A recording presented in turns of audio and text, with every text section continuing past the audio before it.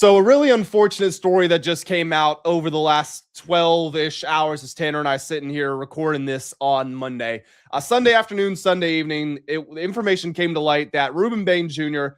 had been involved in a fatal car crash. And before we get any further in the story, rest in peace to the victim. Prayers to her family, and prayers to Rueben Bain as well, because he's 10 days away from getting on the stage, walking across, fulfilling his childhood dream. And he's got this hanging over his head. And some people are going to say that he should, because he was involved in these incidents. Yeah. But also some of the details from the cases make it seem like it's not quite as dramatic as what the headline might make it sound like. But again, I want to treat this with sincerity and respect to the victim. But the story goes like this. So in 2024, Bain is a sophomore at the University of Miami. This is in the springtime. He is riding in a car. He's actually driving a car with two of his Miami teammates and two females. I'm not going to say the victim's name. I just don't think that's necessary. We don't need to do that, although the victim's name is out there. They're driving down I-95 in Miami at 4 a.m. They get in a crash. They careen into both concrete barriers on either side of the highway. One of the young ladies in the car, 22-year-old, was not wearing a seatbelt. She gets thrown around in the car in the accident. She ends up suffering incapacitating injuries. She's put in the hospital. She is in a coma for 3 months, never wakes up, and eventually passes away. Rueben Bain was charged at the scene with careless driving, but 2.5 months later, about 2 weeks before the victim passed away, those charges were then dropped. They were dropped, so not found of any wrongdoing. Something like that must have happened. In 2025, in a completely unrelated incident, he also gets cited for careless driving. There were apparently accident indicators, according to the police report, which does ultimately mean he was probably in another car crash. Those charges were also later dropped, although this time they were dropped because of a defective citation is the exact terminology that they used, which essentially means that there was some sort of technical or legal issue with the paperwork. The police had messed it up when they were filling that out. According to some various reporting that's out there, according to, Oliver Connolly, who released this article on his Substack, he said that a league source said that they were not satisfied with Bain's explanation of the incident. There could be a possible draft day slide. But then you have someone who's like Jonathan Jones of NFL and CBS comes out and says, every team that I've spoken to, except for one, is satisfied with Bain's explanation. So it does mostly seem to be like a thing of the past. With that being said, Bain was involved in 2 incidents where on the scene he was charged with careless driving. Well, here's what I think about the situation. Number one, and Grant, you were a little probably nicer to Bain than I would think I would be in this situation in your intro there. I think the bottom line is nothing good happens in a car in Miami at 4 a.m. with your buddies with a woman who's on spring break. Nothing good happens at 4 a.m. in a car on the interstate. So I'll say that, number one. Number two, obviously the charges got dropped for the second charge, got dropped for that. And then the second one, we had the faulty paperwork there. So it's an interesting situation. I don't think it's going to warrant much of a draft slide in the end of the day, because we have there's something called TOE, which is talent over everything. If he drops far enough or the value's high enough, as long as he didn't literally murder somebody, he's going to get drafted pretty high, right? And same thing with Loremi Tunsil's one that comes to mind when the gas mask video broke. He dropped 8 spots, maybe from his 15 spots, 10 spots. I don't even remember. He was supposed to go first. He went 13th. Yeah, I mean, he still had a pretty nice payday from that.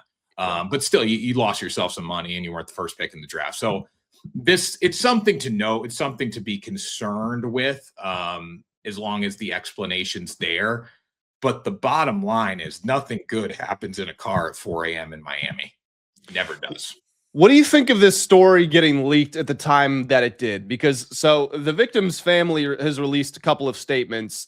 One of them said, "At this time, we are not seeking public attention surrounding this tragedy and respectfully request that our family's privacy be honored.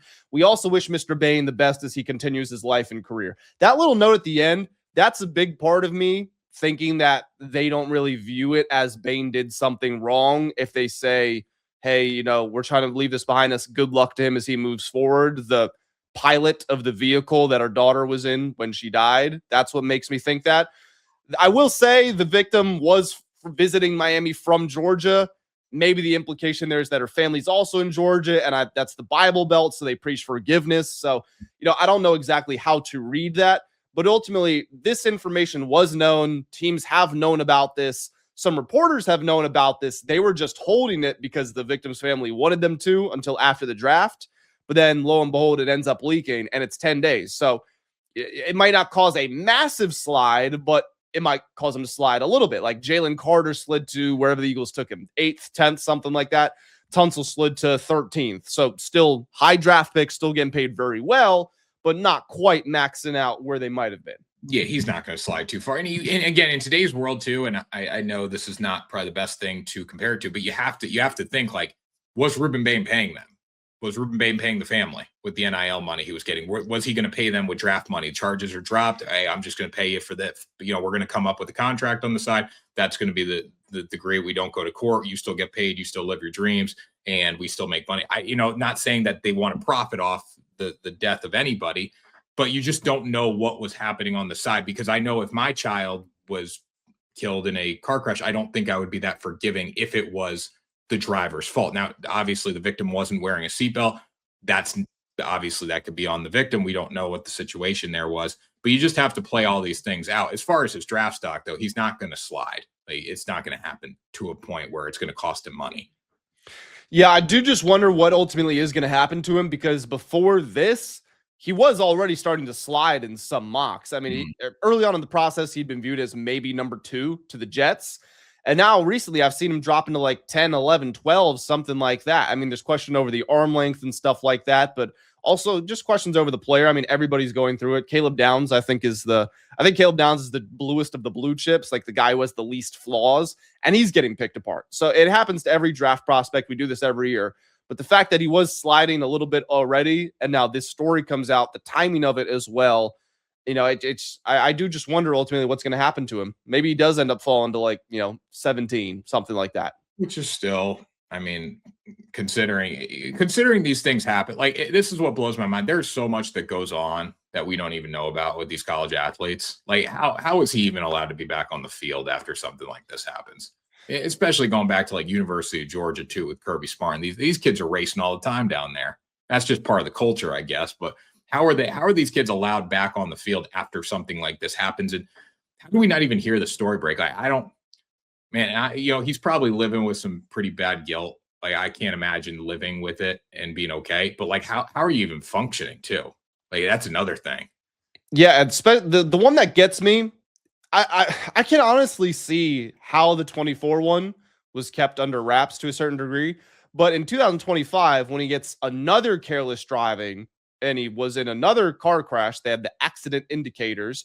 And again, the charges were dropped, but the first time I have the exact quote here. So the first time, the one in 2024, a police report said that Bain, quote, operated his vehicle in a careless or negligent manner. That's when he was cited for careless driving. And that charge gets dismissed for whatever reasons. In 25, it gets dismissed because of faulty paperwork, essentially. So, like, he was carelessly driving. If we're reading this correctly, the police just messed it up when they made the report.